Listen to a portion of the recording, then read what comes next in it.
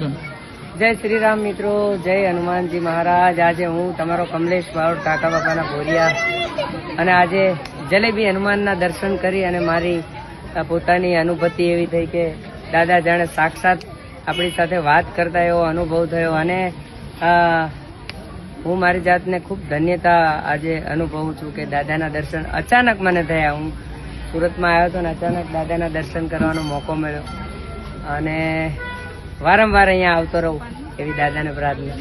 હે મને માવતર મળજો તો જલેબી હનુમાન દાદા જેવા મળજો, એ મારા માંગરોલ તાલુકાનું દેવ, આ મારા વાલા વાલા મહારાજનું દેવ, માવતર મળજો તો જલેબી વાળા હનુમાન દાદા જેવા મળજો। જય શ્રી રામ, જય શ્રી રામ, જય જય શ્રી રામ।